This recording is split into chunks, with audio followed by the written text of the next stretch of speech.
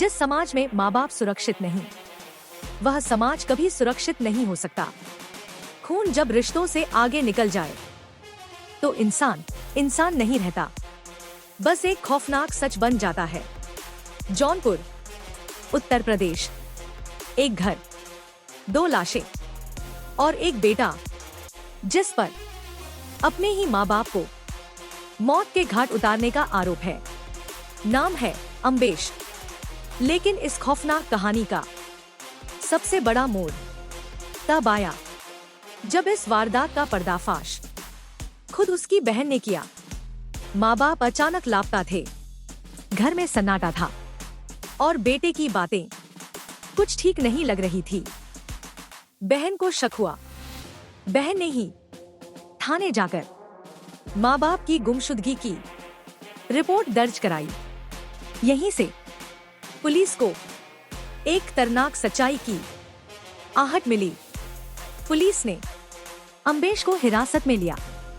शुरुआत में वो पुलिस को गुमराह करता रहा, लेकिन जब सख्ती बढ़ी तो जो उसने कबूल किया वो रूह कंपा देने वाला था। आरोप है कि पहले उसने अपने पिता की हत्या की, फिर अपनी मां को मार डाला।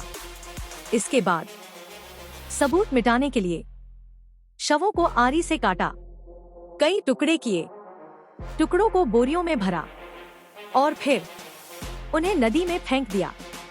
ये सब उसने पुलिस के सामने कथित तौर पर खुद कबूल किया। पुलिस के अनुसार आरोपी और उसके माता पिता के बीच लंबे समय से पारिवारिक विवाद चल रहा था। शादी को लेकर मतभेद, घर में स्वीकार्यता का सवाल और पैसों को लेकर तनाव इस झगड़े की बड़ी वजह बताई जा रही है।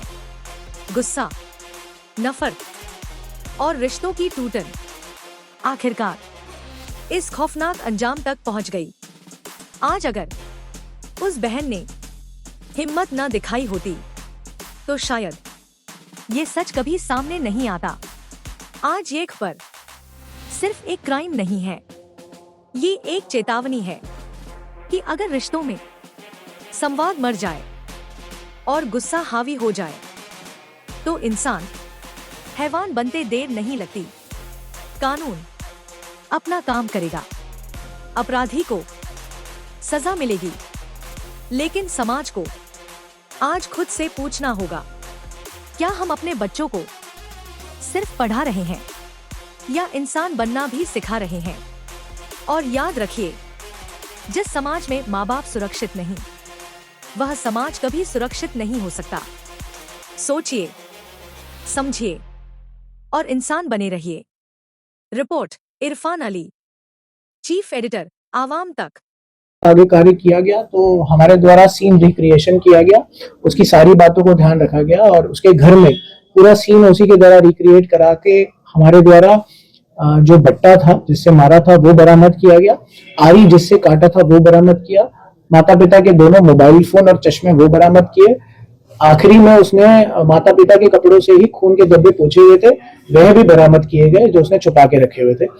और बॉडी के लिए हमारे द्वारा अलग अलग टीमें बनी। हमारे द्वारा बिलाव घाट के स्ट्रेच पे, राजेपुर स्ट्रेच पे और किराकत स्ट्रेच पे एक सर्च ऑपरेशन चलाया गया। सर्च ऑपरेशन में हमारा मकसद था कि हम उन बोरियों को बरामद करें।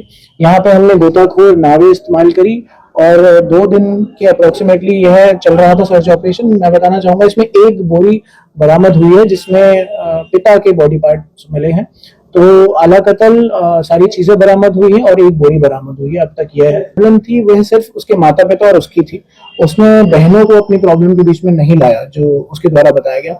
जो कारण था उसका उग्र होने का वह माता पिता से ही बात थी। उसकी जो उसने लव मैरिज करी थी, वो सालों से कोलकाता में रहता था अपनी धर्मपत्नी के साथ और वो कुछ महीनों पहले ही यहाँ जौनपुर में आके अपने माता पिता के साथ रह रहा था। उसी दौरान उसकी लड़ाइयां होती थी इसी बात को लेके, उसकी लव मैरिज को लेके, उसकी शादी को लेके, पैसों को लेके। यही उसके द्वारा जो बताया गया है रीजन है द्वारा बताया गया, क्योंकि शादी जो से माता पिता खुश नहीं थे, शादी उसने मुस्लिम समाज में करी थी, तो माता पिता खुश नहीं थे तो उसको पुश कर रहे थे कि वो डिवोर्स लिया, और वह कह रहा था ये प्रोसेस चल भी रहा था, डिवोर्स देने का प्रोसेस चल रहा था और मेंटेनेंस अमाउंट पे कुछ बातें भी चल रही थी, जिसके बारे में भी वह थोड़ा उग्र हो गया था अपने माता पिता से बात करते हुए, कुछ मेंटेनेंस अमाउंट की भी बात थी।